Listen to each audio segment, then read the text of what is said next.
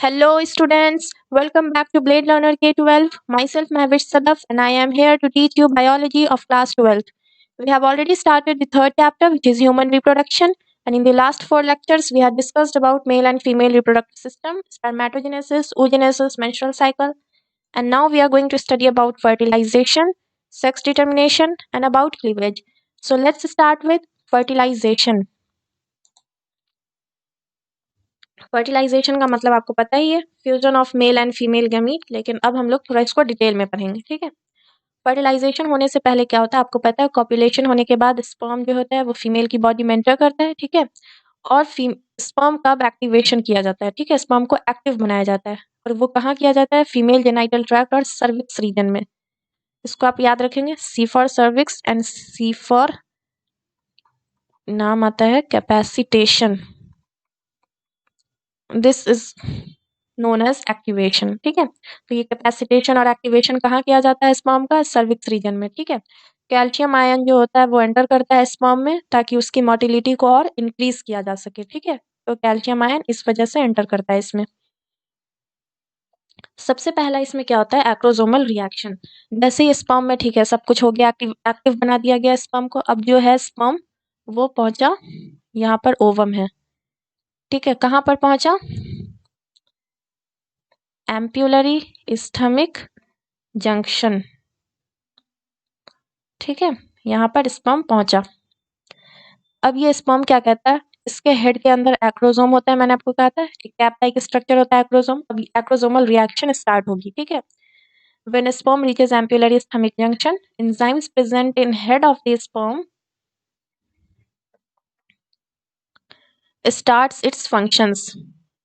अब उसका फंक्शन यहाँ पर स्टार्ट होगा। सबसे पहले यहाँ पर देखिए हाइलुरोनिडेज है, कोरोना पेनिट्रेटिंग एंजाइम है, जोनालाइसिन है, ठीक है।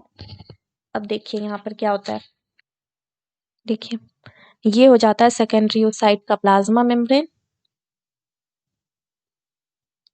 ये जो इसके बाहर वाला लेयर होता है ये होता है जोना पेल्यूसिडा लेयर। मैंने आपसे कहा था ना कि ओव्यूलेशन के बाद इस पर एक नया लेयर आ जाता है, ठीक है, जोना पेल्यूसिडा की एक लेयर आ जाती है, ठीक है। तो ये हो गया जोना पेल्यूसिडा की लेयर। उसके बाद देखिए उसमें इस तरह से ये एक और लेयर होती है,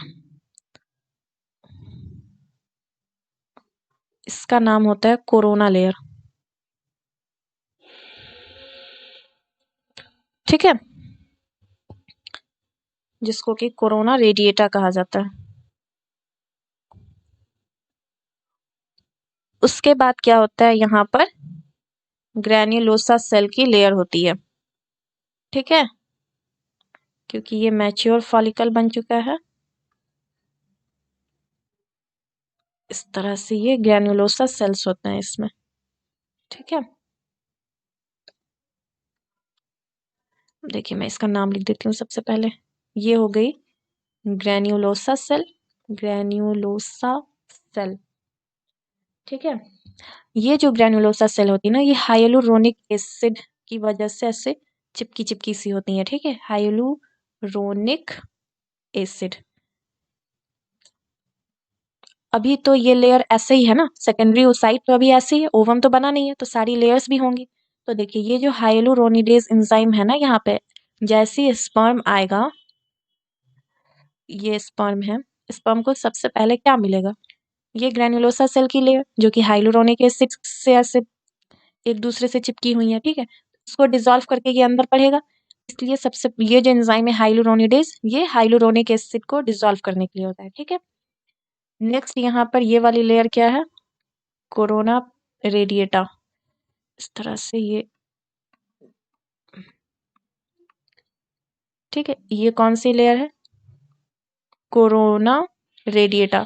नेक्स्ट एंजाइम क्या लिखा हुआ है, कोरोना पेनिट्रेटिंग एंजाइम, यानी कोरोना रेडिएटा को पेनिट्रेट करके ये अब अंदर की तरफ बढ़ेगा, ठीक है। तो ये हो गया कोरोना पेनिट्रेटिंग एंजाइम। उसके बाद ये वाली लेयर क्या है, जोना पेल्यूसिडा की लेयर है ये, है ना। ये क्या है, जोना पेल्यूसिडा, एक नई लेयर का फॉर्मेशन हो जाता है, ठीक है। सेकेंडरी oocyte जब रिलीज होती है ना, यानी ओव्यूलेशन के बाद एक नया लेयर आ जाता है उसमें, वो क्या कहलाता है? ज़ोना पेल्यूसिडा कहलाता है। ठीक है, ये सब कुछ ओव्यूलेशन के बाद ही आया है। ज़ोना पेल्यूसिडा, कोरोना रेडिएटा, ये सारी की सारी लेयर्स जो है ना, ये ओव्यूलेशन के बाद ही इन सब लेयर्स का फॉर्मेशन हुआ है। ठीक है, अब ज़ोना पेल्यूसिडा को डिसॉल्व करने के लिए कौन सा वो आएगा? Enzyme zonalysin. तो zonalysin is for dissolving zona pellucida layer. ठीक है, ज़ोना पेल्यूसिडा की जो लेयर है ना, यहीं पर ये प्रेजेंट होता है। एंटी फर्टिलिजन, सॉरी फर्टिलिजन, एंटी फर्टिलिजन तो स्पर्म में होता है।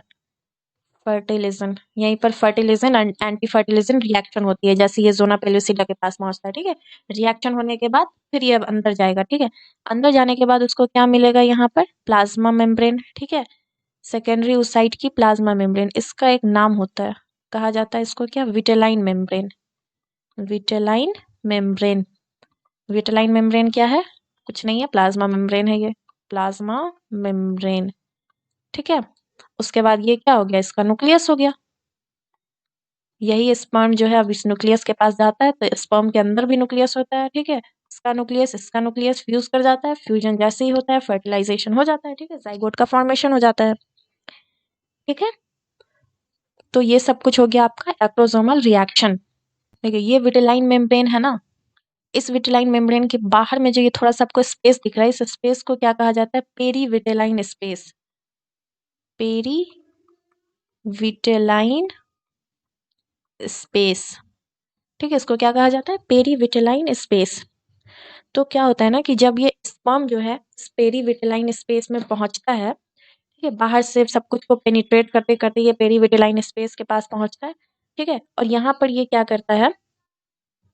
ये जो विटेलाइन मेम्ब्रेन है ना, ये जो विटेलाइन मेम्ब्रेन है, यहाँ पर एक कोन का फॉर्मेशन कर देता है। इस तरह से कोन का फॉर्मेशन हो जाता है। ठीक है, किस तरह से होता है, कैसे होता है, इतना आप लोगों को डिटेल में जानने की जरूरत नहीं है, बस ऐसे आप समझिए, इस तरह से ये एक कोन का फॉर्मेशन कर देता है। ठीक है, ये कोन का फॉर्मेशन क्यों करता है? ताकि सिर्फ एक ही स्पर्म जो है एक एग को फर्टिलाइज कर सके, क्योंकि पीछे से मिलियंस ऑफ स्पर्म आ रहे हैं। ठीक है, अब ऐसा ना हो कि सबके सब आकर इसको फ्यूज कर दें। इस वजह से क्या होता है, यहाँ पे कोन ऑफ रिसेप्शन कहा जाता है इसको। ठीक है, तो ये आकर यहाँ पर पेरीविटेलाइन स्पेस में ये जो होता है एक कोन का फॉर्मेशन हो जाता है, और जैसे ही दूसरा स्पर्म आता है इस कोन से टकराता है, फिर वो अंदर नहीं जा पाता है। ठीक है, पहला स्पर्म अंदर चला जाता है, बाहर में एक गेट लगा देता है। ठीक है, कोन, जिसको कहा जाता है कोन ऑफ रिसेप्शन। उसके बाद ये अपना अंदर चला जाता है। अब देखिए, स्पर्म अंदर गया, अम, जैसे ही इस सेकेंडरी उस साइड के पास पहुंचा, ये स्पर्म क्या हो जाएगा? मियोसिस 2 कंप्लीट होगी यहाँ पर। ठीक है, मियोसिस 2 जो अब तक मेटाफेज 2 में रुकी हुई थी, वो मियोसिस 2 जो है वो कंप्लीट होगी, और अब सेकेंडरी oocyte जो है वो क्या बन जाएगा? ओवम। सेकेंडरी oocyte जो है ओवम बन जाएगा। ठीक है, और फिर अब इस ओवम के अंदर जो ये न्यूक्लियस दिख रहा है और जो उसका न्यूक्लियस है, दोनों फ्यूज करके जाइगोट बना लेंगे। ठीक है, क्लियर हो गया आप लोगों को? अब देखिए यहाँ पर लिखा हुआ ना, on zona pellucida fertilizin anti fertilizin reaction takes place. ठीक है, क्योंकि ये जो ज़ोना पेल्यूसिडा की लेयर है, यहाँ पर फर्टिलिजन है और उसमें एंटी फर्टिलिजन था, ये तो मैंने आप लोगों को बताया, यहीं पर फर्टिलिजन एंटी फर्टिलिजन रिएक्शन होगी। ठीक है, उसके बाद देखिए लिखा हुआ है ना, sperm enter secondary oocyte and meiosis second completes and formation of ovum takes place. ठीक है, ओवम बन गया। अब देखिए क्या लिखा हुआ है, ब्लॉक टू पॉलीस्पर्मी। पॉलीस्पर्मी का क्या मतलब होता है? कि बहुत सारे स्पर्म। ठीक है, मेनी स्पर्म्स। मेनी स्पर्म्स को कैसे रोका जाए अंदर आने से? तो सबसे पहले यही पेरीविटेलाइन स्पेस में स्पर्म पहुंचता है, वहां पे कोन ऑफ रिसेप्शन का फॉर्मेशन होता है विटेलाइन मेम्ब्रेन पर। ये इस तरह से विटेलाइन मेम्ब्रेन है, यहाँ पर कोन ऑफ रिसेप्शन का फॉर्मेशन होता है। ठीक है, और जब एक स्पर्म इस स्पेस में पहुंचता है, इस कोन ऑफ रिसेप्शन को जैसे ही टच करता है, फास्ट और स्लो ब्लॉक शुरू हो जाता है। मतलब स्पर्म को रोकने के लिए एक फास्ट ब्लॉकेज भी आता है और एक स्लो ब्लॉकेज भी आता है। ठीक है, दोनों को अभी हम लोग पढ़ेंगे कि फास्ट ब्लॉक कैसे होता है और स्लो ब्लॉक कैसे होता है। सबसे पहले देखिए, फास्ट ब्लॉक में क्या होता है कि depolarization of egg membrane due to influx of calcium ion. क्या होता है, ये जो मेम्ब्रेन होती है ना एग की, ये जो विटेलाइन मेम्ब्रेन है, ये डीपोलराइज्ड हो जाती है। ठीक है, यहाँ पर कैल्शियम आयन जो है एंटर कर जाता है, कैल्शियम आयन, और ये क्या करता है, एग को डीपोलराइज कर देता है। ठीक है, और कहाँ से आया था ये कैल्शियम आयन? स्पर्म के टेल में था ना, एक्टिवेशन स्पर्म को एक्टिव बनाने के लिए वहां पर कैल्शियम आयन इंटर किया था उसके टेल में, उसकी मोटिलिटी को इंक्रीज करने के लिए।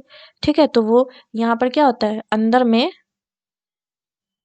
इस सेकेंडरी ओसाइट के अंदर में क्या क्या चीज पहुंचता है, स्पर्म का सिर्फ हेड पहुंचता है, और वो जो मैंने आपको नेक में बताया था 2 तरह का सेंट्रियोल, तो प्रॉक्सिमल सेंट्रियोल क्योंकि ये डिवीजन में हेल्प करता है, तो स्पर्म अपने साथ सिर्फ यही चीजों को लेकर जाता है। ठीक है, बाकी जो भी चीजें होती है ना, मिडिल पीस और टेल वगैरह, वो सब डीजनरेट कर जाती हैं। ठीक है, यही चीज सिर्फ बाहर पहुंचती है। ठीक है, तो वो वही जो कैल्शियम आयन है उसके इन्फ्लक्स की वजह से ये क्या होता है, ये मेम्ब्रेन जो होती है वो डिपोलराइज हो जाती है और यहीं से ये फास्ट ब्लॉक का काम करती है। ठीक है, किसी भी स्पर्म को अंदर नहीं आने देती है। स्लो ब्लॉक का क्या काम होता है, देखिए, स्लो ब्लॉक का मतलब होता है कि एक नया मेम्ब्रेन का फॉर्मेशन हो जाता है जिसको कहा जाता है फर्टिलाइजेशन मेम्ब्रेन। ध्यान से देखिए, ये हो गया विटेलाइन मेम्ब्रेन, ये हो गया ज़ोना पेलियोसिडा,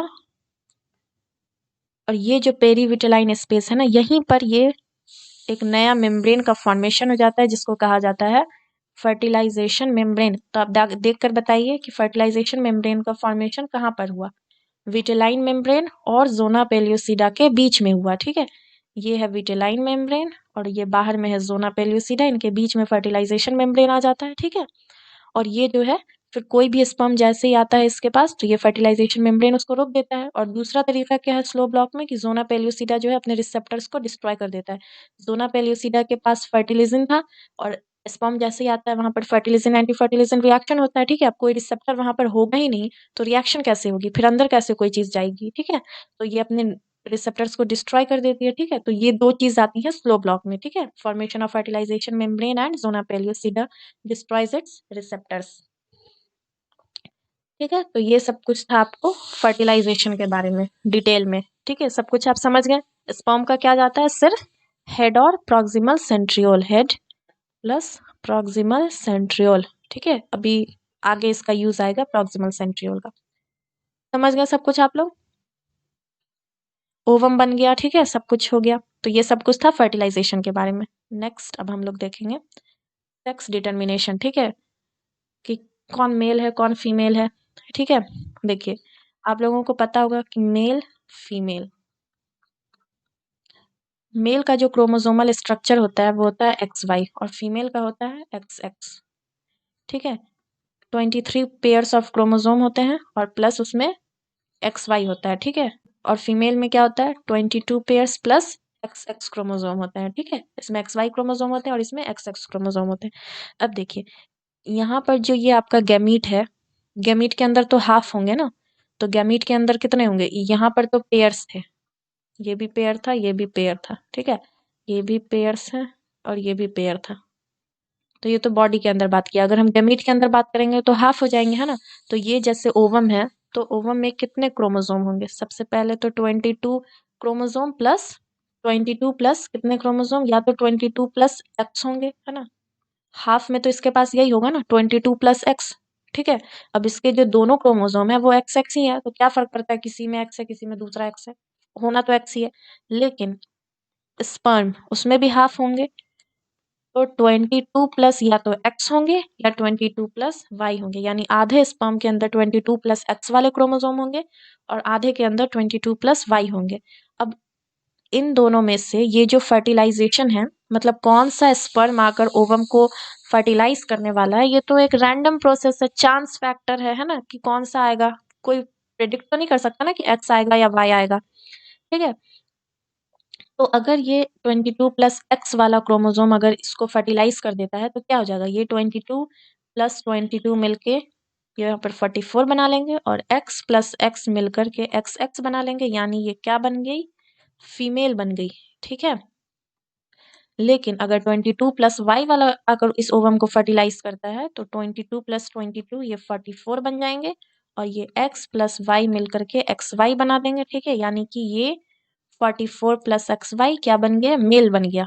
ठीक है, तो अब आप यहाँ पर देख कर बताइए कि जो बेबी बर्थ हो रही है, जिस बेबी का बर्थ होना है वो मेल होगा या फीमेल होगी। ठीक है, इस बात को कौन डिसाइड कर रहा है, स्पर्म या ओवम, ऑब्वियसली स्पर्म कर रहा है। ठीक है, क्योंकि ओवम को तो किसी चीज से फर्क ही नहीं पड़ रहा है, इसके पास तो एक्स ही है ना, इसके पास है ना एक्स और वाई दोनों। तो इसलिए यहाँ पर सोसाइटी में एक मिथ बना हुआ है कि जो फीमेल का जो बर्थ होता है वो उसके लिए फीमेल ही रिस्पॉन्सिबल होती है, ठीक है, लेकिन ऐसा नहीं है, बल्कि father is responsible for this, okay, mother is not responsible, ठीक है। तो यही है पूरा का पूरा सेक्स डिटर्मिनेशन, ठीक है। तो यहाँ से इम्पोर्टेंट कंक्लूजन क्या निकला कि sex of the baby is determined by father, not mother, okay, ठीक है। नेक्स्ट अब हम लोग पढ़ते हैं क्लीवेज के बारे में, ठीक है। देखिए क्लीवेज क्या होता है, जैसे ही जाइगोट का फॉर्मेशन होता है ना फर्टिलाइजेशन के बाद, जाइगोट में डायरेक्ट क्लीवेज स्टार्ट हो जाती है। क्लीवेज क्या है, एक तरह का डिवीजन होता है, ठीक है, माइटोटिक डिवीजन होता है अकर्स इन अर्ली एम्ब्रियो, ठीक है। जाइगोट में डिवीजन, आपको पता है जाइगोट जो होता है वो सिंगल सेल होता है, ठीक है, सिंगल सेल से पूरा का पूरा एक ह्यूमन बना हुआ है, ठीक है। तो कैसे बनेगा, इसमें डिफरेंशिएशन होगा, सेल डिवीजन होगा, ठीक है, इस तरह से बनेंगे जाइगोट से एम्ब्रियो का फॉर्मेशन, ठीक है। तो देखिए अब इसमें बहुत सारे डिवीजन होंगे, लेकिन जो पहला क्लीवेज होगा ना जाइगोट में वो प्रॉक्सिमल सेंट्रियोल की वजह से होगा। इस वजह से प्रॉक्सिमल सेंट्रियोल का अंदर आना बहुत जरूरी था, ठीक है। ये किस चीज में हेल्प करता है, helps in the first cleavage of zygote, ठीक है। उसके बाद देखिए अब क्या हो रहा है, यहाँ पर इस तरह से जाइगोट है, एक सिंगल सेल है, ठीक है। अब इसमें सेल का नंबर बढ़ा जा रहा है, बढ़ा जा रहा है, ठीक है। इस वजह से यहाँ पर क्या लिखा हुआ है, सेल का नंबर क्या होगा, इंक्रीज होगा, और सेल का साइज क्या होता रहेगा, डिक्रीज करता रहेगा, ठीक है। ये जाइगोट था। अब यहाँ से 2 सेल बने, 2 से 4 बन गए, तो नंबर तो बढ़ गया कि 1 से 2 हो गया, 2 से 4, सेल का नंबर बढ़ गया, लेकिन सेल का साइज देखिए आप, डिक्रीज होता गया, ठीक है। यहाँ पर हाफ हो गया, फिर अब ये क्वार्टर हो गया, ठीक है। तो सेल का साइज जो हो रहा है वो डिक्रीज करता जा रहा है। डीएनए का कंटेंट इसमें इंक्रीज करता रहता है, ठीक है, डीएनए जो है वो बढ़ता रहता है, ठीक है, लेकिन साइटोप्लाज्म जो होता है वो सेम ही होता है, क्योंकि इतना ही बड़ा तो ये है सेल, है ना, इसी के अंदर डिवीजन चले जा रही है, चले जा रही है, ठीक है। तो साइटोप्लाज्म सेम रहता है, लेकिन डीएनए का कंटेंट इंक्रीज कर जाता है, ठीक है। ह्यूमन के अंदर क्लीवेज की जो ये डिवीजन होती है बहुत स्लो होती है, ठीक है, क्योंकि पूरे 9 मंथ्स के बाद बेबी का बर्थ होता है, ठीक है। इस वजह से क्लीवेज डिविजन्स जो होते हैं इसमें ह्यूमन में वो स्लो होते हैं, ठीक है। एंड होलोब्लास्टिक का मतलब होता है कि कंप्लीट क्लीवेज होता है, ठीक है, क्योंकि यहाँ पर ह्यूमन के एग के अंदर यॉक नहीं होता है, ठीक है, यॉक जो होता है वो एब्सेंट होता है। इस वजह से क्या होता है कि जो ये जैसे एग है तो ये पूरा का पूरा एरिया इसको मिल रहा है ना, तो इसलिए क्लीवेज पूरा इस तरह से होता है, ठीक है, कंप्लीट क्लीवेज होता है। जिस भी एनिमल के अंदर यॉक प्रेजेंट होता है ना तो वहां पर फुल क्लीवेज नहीं हो पाता, ठीक है, यॉक जो है उसमें हिंड्रेंस की तरह हो जाता है। नेक्स्ट यहाँ पर क्या लिखा हुआ है, 8 to 16 celled stage is known as morula. अब देखिए ये मॉर्यूला क्या है ये बताते हैं आपको।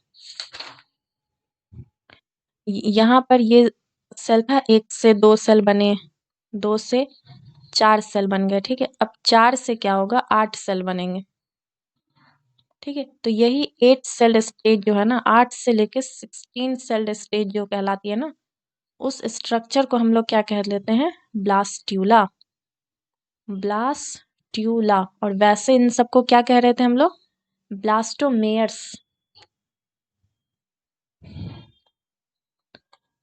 ब्लास्टोमेयर्स, ठीक है। ये जो है ना एक एक सेल, इसको क्या कहते हैं, ब्लास्टोमेयर्स कहते हैं। ब्लास्ट्यूला के अंदर भी होते हैं ये सारे जो है ब्लास्टोमेयर्स हैं, ठीक है, लेकिन इस पूरे स्ट्रक्चर को क्या कह दिया गया है, ब्लास्ट्यूला कह दिया गया है, सॉरी मॉर्यूला कह दिया गया है, ठीक है।